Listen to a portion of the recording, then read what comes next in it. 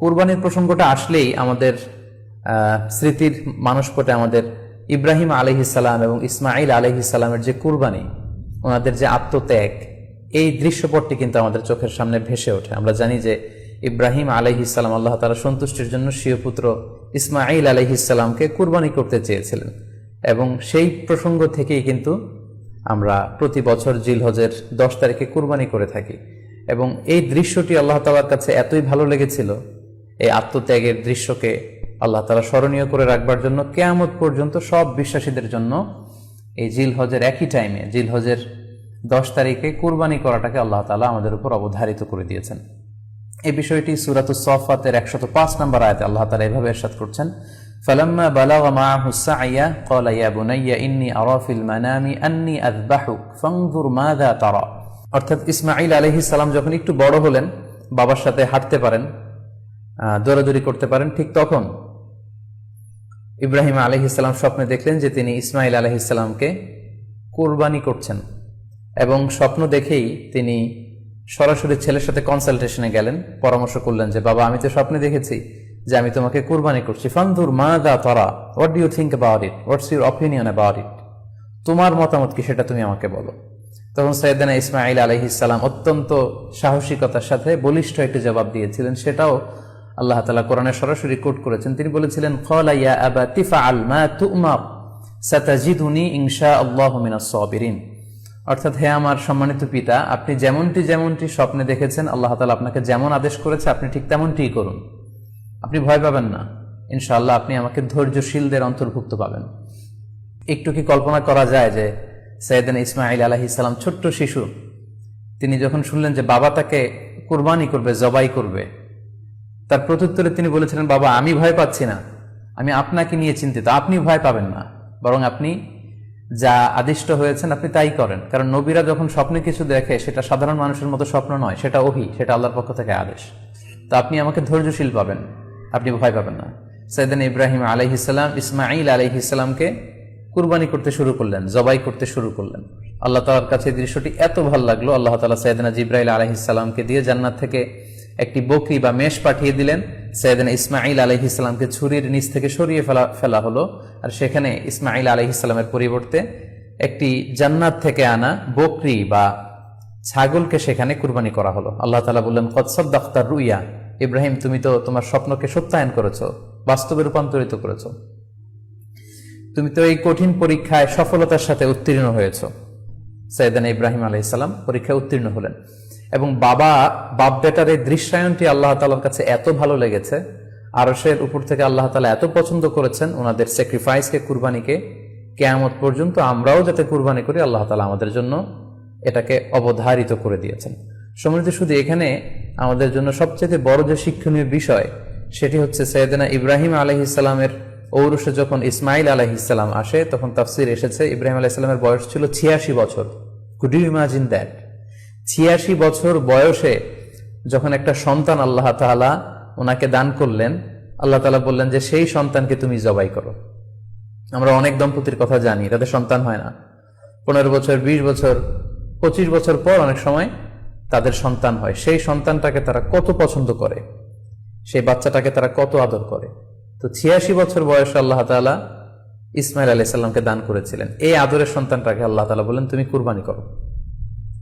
কারণ এই বয়স্ক অবস্থায় যখন ইব্রাহিম আলাইহিস সালাম ইসমাঈল আলাইহিস সালামকে পেয়েছিলেন, তখন তিনি হৃদয়টাকে উজাড় করে দিয়ে নিজের ছেলেটাকে ভালোবাসতে শুরু করলেন, এবং হৃদয়ের ভালোবাসার জায়গাটার মধ্যে যে সিংহাসন, সেই সিংহাসনে তিনি ইসমাঈলকে বসিয়েছিলেন। আল্লাহ তাআলা চেয়েছিলেন যে ইসমাঈলকে সেখান থেকে সরিয়ে ওই ভালোবাসার সিংহাসনের জায়গাটাতে তুমি যেন আল্লাহ তাআলাকে স্থান দাও, এবং সেই পরীক্ষাটাই তিনি বেসিক্যালি সাইয়েদনা ইব্রাহিম আলাইহিস সালামের কাছ থেকে করেছিলেন, এবং সেই পরীক্ষায় সাইয়েদনা ইব্রাহিম আলাইহিস সালাম সফলতার সাথে উত্তীর্ণ হয়েছিলেন।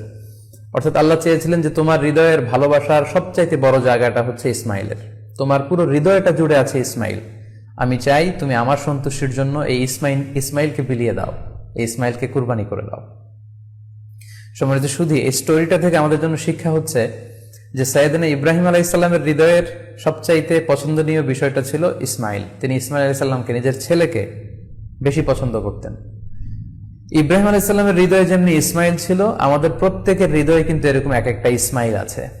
কল্পিত ইসমাইল, রূপক ইসমাইল। আমাদের কারো হৃদয়ের ইসমাইল হচ্ছে আমাদের টাকা পয়সা, আমাদের কারো হৃদয়ের ইসমাইল হচ্ছে আমার ব্যাংক ব্যালেন্স, আমাদের কারো হৃদয়ের ইসমাইল হচ্ছে আমার দামি গাড়ি, আমাদের কারো হৃদয়ের ইসমাইল হচ্ছে আমাদের যশ খ্যাতি, আমাদের ক্ষমতা প্রতিপত্তি। এগুলো আল্লাহ তাআলা চান আমাদের প্রত্যেকের যার যার হৃদয়ের ইসমাইল যেটা, সেটাকে আমরা আল্লাহ তাআলার সন্তুষ্টির জন্য উৎসর্গ করতে পারবো কিনা, আল্লাহ তাআলার খুশির জন্য সেরেফ শুধুমাত্র আল্লাহ তাআলার জন্য আমার হৃদয়ের ইসমাইলটাকে আমি স্যাক্রিফাইস করতে পারবো কিনা। এই শিক্ষাটা দেওয়ার জন্যই বেসিক্যালি আল্লাহ তাআলা এই কুরবানিকে আমাদের জন্য প্রেসক্রাইব করেছেন। আল্লাহ তাআলা চান যে আমাদের হৃদয়ের পুরো জায়গাটা জুড়ে যেন আল্লাহ তাআলার সন্তুষ্টি, আল্লাহ তাআলার ভালোবাসা, আল্লাহকে যে আমরা ফিল করি, আল্লাহকে যে আমরা ভয় পাই, সেই জায়গাটাতে যেন আমরা আল্লাহ তাআলাকে রাখতে পারি। এটাই মূলত আল্লাহ তাআলা আমাদের কাছ থেকে চান। এবং আমাদের জীবনের সব কাজগুলোই হবে শুধুমাত্র কেবলমাত্র আল্লাহ তাআলার সন্তুষ্টির জন্য। এজন্য বিশ্বনবী সাল্লাল্লাহু আলাইহি ওয়াসাল্লামকে কিন্তু আল্লাহ রাব্বুল আলামিন শিখিয়ে দিয়েছেন যে কুল ইন্না সলাতি ওয়া নুসুকি ওয়া মাহইয়ায়া ওয়া মামাতি লিল্লাহি রাব্বিল আলামিন। হে নবী, আপনি বলুন যে আমার নামাজ, আমার কুরবানি, আমার জীবন, আমার মরণ সবটাই তো আল্লাহর জন্য। তাই আমাদের হৃদয়ে যদি আমরা আল্লাহকে স্থান দিতে পারি, আমাদের সবকিছু, সাইয়েদনা ইব্রাহিম আলাইহিস সালাম যেমনি নিজের প্রিয় পুত্র সন্তানকে কুরবানি করেছিলেন, ঠিক তেমনি ভাবে আমাদের হৃদয়ের ইসমাইলটাকেও যদি আমরা আল্লাহ সন্তুষ্টির জন্য স্যাক্রিফাইস করতে পারি, কুরবানি করতে পারি, তাহলেই কিন্তু এই কুরবানির শিক্ষাটা আমাদের জন্য বাস্তবায়িত হবে বা সফল হবে। এবং এই শিক্ষাটা দেওয়ার জন্য আল্লাহ তাআলা এই কুরবানির বিধানকে আমাদের জন্য জারি করেছেন, যে আমাদের হৃদয়ে শুধু আল্লাহ তাআলার ভয় থাকবে। এবং এই যে আমরা কুরবানি করবে, কুরবানির রক্ত, গোশত, চামড়া কোনোটাই কিন্তু আল্লাহ তাআলার কাছে পৌঁছে না, পৌঁছে হচ্ছে আমাদের হৃদয়ের ভয়, তাকওয়াটা আল্লাহ তাআলার কাছে পৌঁছে। সূরাতুল হজ্জের 37 নম্বর আয়াতে আল্লাহ বলছেন, লা ইয়ানালাল্লাহা লুহুমুহা ওয়ালা দিমাউহা ওয়ালাকি ইয়ানালুহুত তাকওয়া মিনকুম।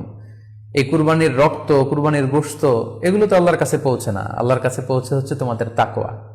আমরা কতটা ইখলাসের সাথে, কতটা আন্তরিকতার সাথে, কতটা আনুগত্যের সাথে আমাদের সম্পদ, আমাদের নিজেদেরকে আমরা আল্লাহর কাছে সোপর্দ করতে পেরেছি, আমরা কতটা আল্লাহর সমর্পিত বান্দা হতে পেরেছি, এটাই হচ্ছে এই কুরবানির শিক্ষা, যেটা সাইয়েদনা ইব্রাহিম আলাইহিস সালাম গোটা বিশ্ববাসীর জন্য নিদর্শন এই ঘটনার মধ্য দিয়ে কিন্তু আমাদের জন্য রেখে গিয়েছেন। তাই আমরা এই কুরবানির মধ্য দিয়ে এটা যেন ফিল করি যে আমাদের সবটুকু আমরা আল্লাহর জন্য বিলিয়ে দিতে প্রস্তুত আছি।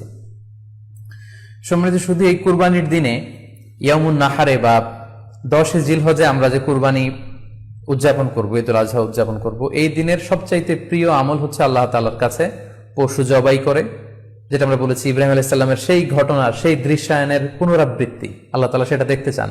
আমরা পশু জবাই করে রক্ত প্রবাহিত করে দেয়, এটা আল্লাহ তাআলার কাছে খুবই পছন্দনীয়। সুনানে তিরমিজিতে এসেছে, আয়েশা রাদিয়াল্লাহু তাআলা আনহা থেকে বর্ণিত, তিনি বলেন, আন্না রাসূলুল্লাহ সাল্লাল্লাহু আলাইহি ওয়াসাল্লাম ক্বাল, আল্লাহ রাসূল সাল্লাল্লাহু আলাইহি ওয়াসাল্লাম বলেছেন, মা আমিলা আদামিয়ুন মিন আমালিন ইয়াউমান নাহার আহাব্বা ইলাল্লাহি মিন ইহরাকিদ দাম। অর্থাৎ ইয়াউমুন নাহারে 10 জিলহজে পশু কুরবানি দিয়ে সে পশুর রক্ত প্রবাহিত করে দেওয়ার চেয়ে শ্রেষ্ঠ কোনো আমল আল্লাহর কাছে হতে পারে না, এর চেয়ে কোনো প্রিয় আমল আল্লাহর কাছে নেই। তার মানে কুরবানির দিনে সবচাইতে প্রিয় আমল, আল্লাহর কাছে পছন্দনীয় আমল হচ্ছে কুরবানি করা। তাই আমাদের যাদের সাধ্য আছে আমরা যেন বেশি বেশি কুরবানি করি। সম্মানিত, শুধু আমরা জানি যে এই কুরবানিকে আল্লাহ তাআলা আমাদের উপর আবশ্যক করেছেন।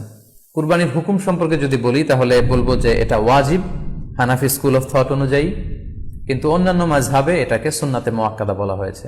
মেজরিটি স্কলাররা, জুমহুরুল ফুকাহা, ইমাম শাফিঈ, আহমদ এবং ইমাম মালিকদের মতে, তাদের মতে এটা হচ্ছে সুন্নাতে মুআক্কাদা। কিন্তু হানাফি মাযহাবে এই কুরবানি করা হচ্ছে ওয়াজিব। যেহেতু আমাদের বাংলাদেশে বেশিরভাগই হচ্ছে হানাফি মাযহাবের অনুসারী, সো এটা কিন্তু আমাদের জন্য অবধারিত। যাদেরকে আল্লাহ তাআলা সম্পদ দিয়েছেন, টাকা পয়সার মালিক বানিয়েছেন, স্বাবলম্বী করেছেন, আমাদের প্রত্যেকের উপর কিন্তু এই কুরবানি করাটা ওয়াজিব।